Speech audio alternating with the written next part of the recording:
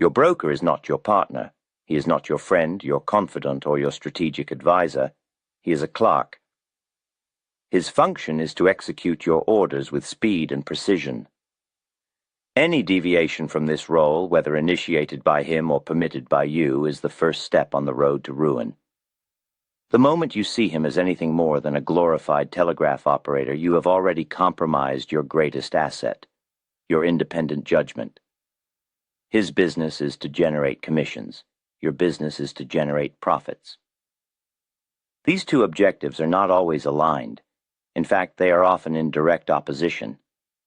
A busy trader is a broker's best client, but a busy trader is seldom a rich one. Remember this division of labor at all times, for forgetting it will cost you more than any single bad trade ever could. The first rule in managing this necessary but dangerous relationship is to build an impenetrable wall against your broker's influence. You must render yourself deaf to his suggestions, his tips, and his well-meaning advice. The most lethal threat to your capital is a friendly, persuasive voice on the other end of the line, telling you what his other clients are doing or what his firm's research department believes. These are not insights, they are poison. They are designed to do one thing: provoke you into action. Action creates commissions. I learned this lesson in my youth. I had established a significant short position in a stock, and my reasoning was sound.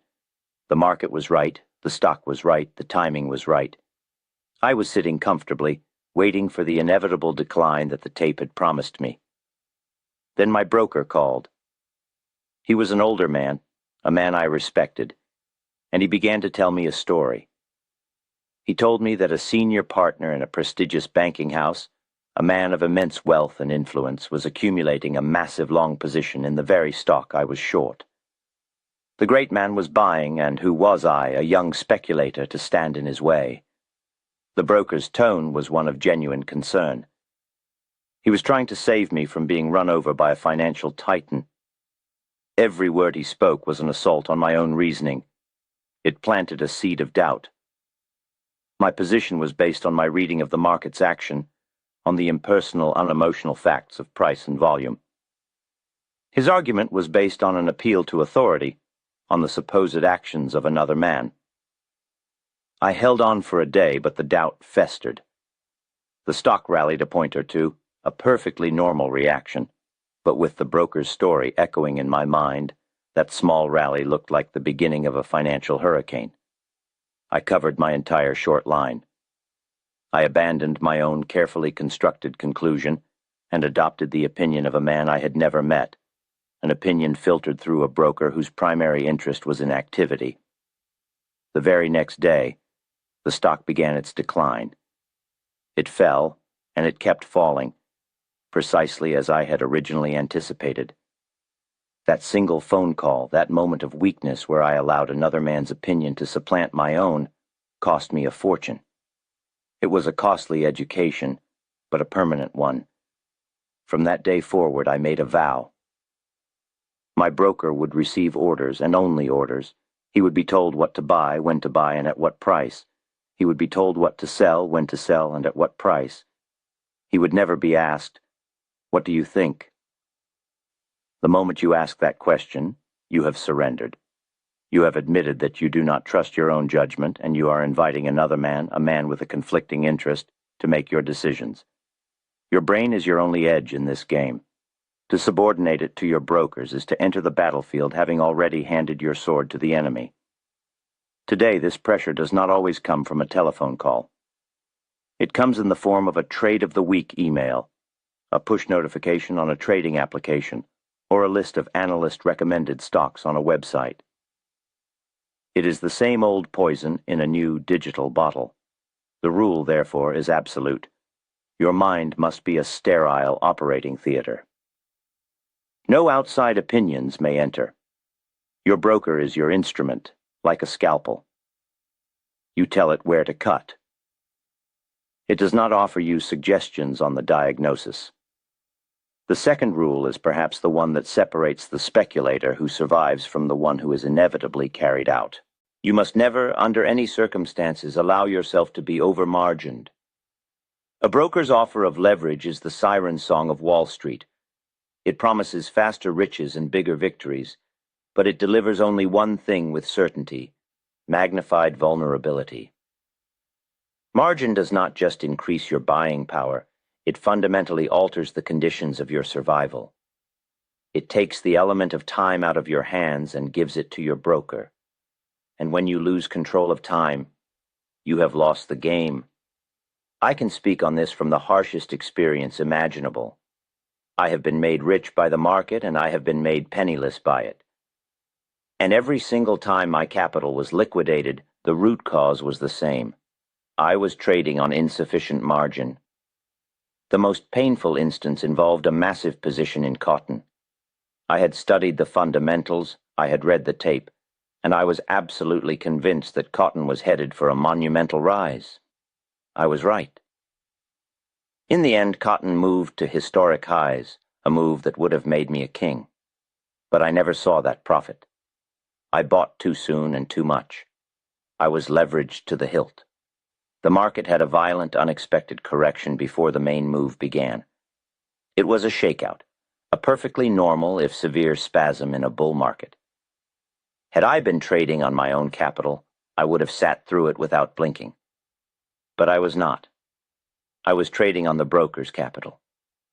My equity began to shrink with terrifying speed. Soon came the inevitable call from the margin clerk.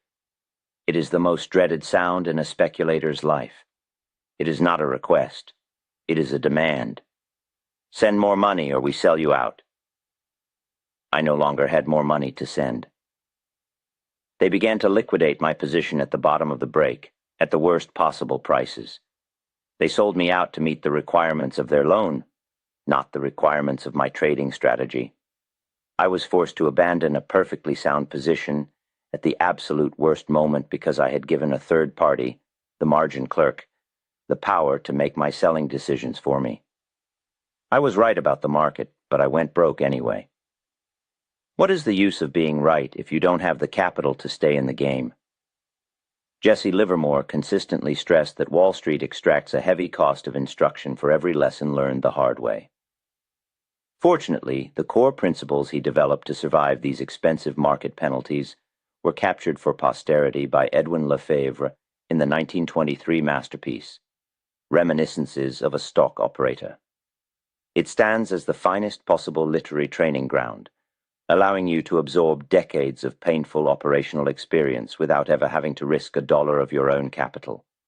To ensure this timeless wisdom translates accurately to the modern computerized arena, we advise seeking out the Max Davidson Annotated edition. Davidson's careful commentary is indispensable for bridging the gap between Livermore's era and ours. A link to this essential edition is provided in the description below. The lesson is this: margin transforms a financial risk into a mortal one. A 10 or 20% drawdown on a position you own outright is a temporary inconvenience. That same drawdown on a heavily margined account is a potential terminal event for your career. The broker is not your friend when he offers you 4-to-1 leverage. He is simply following a business model that protects his firm, not you.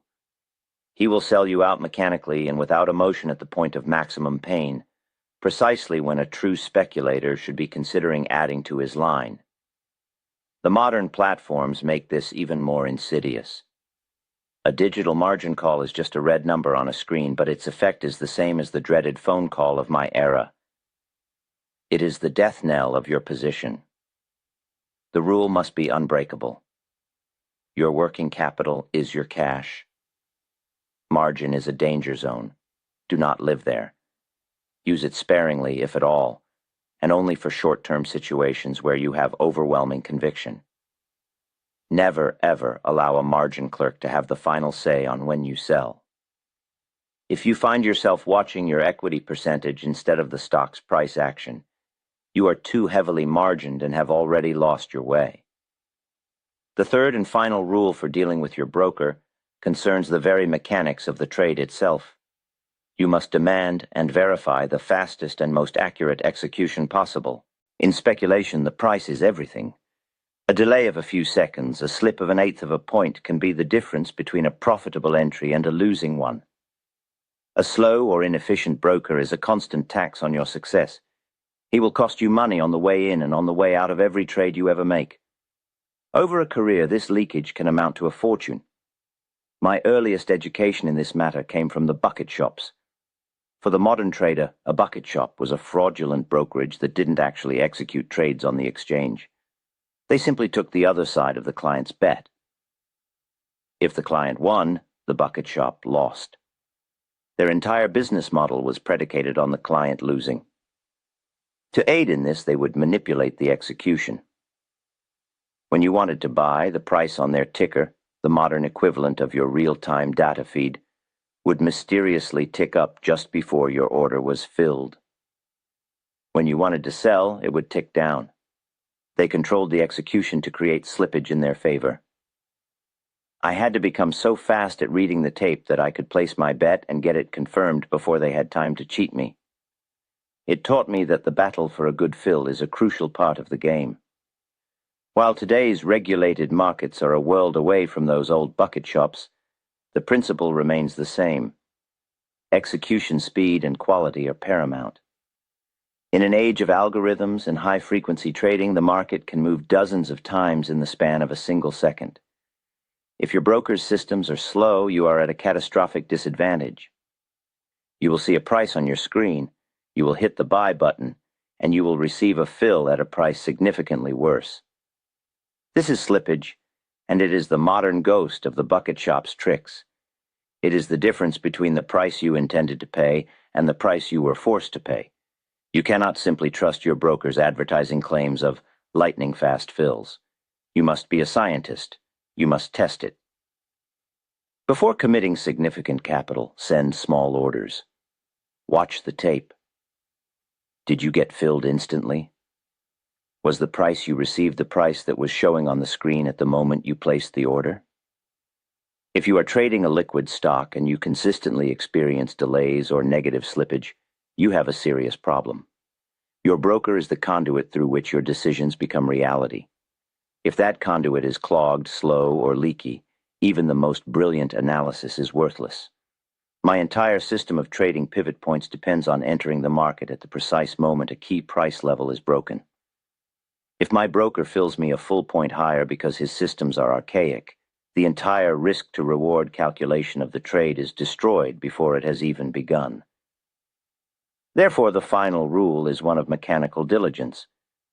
Your relationship with your broker is not one of faith. It is one of verified performance. You must view their execution platform as a piece of critical machinery. Test it, measure it, and hold it to the highest standard.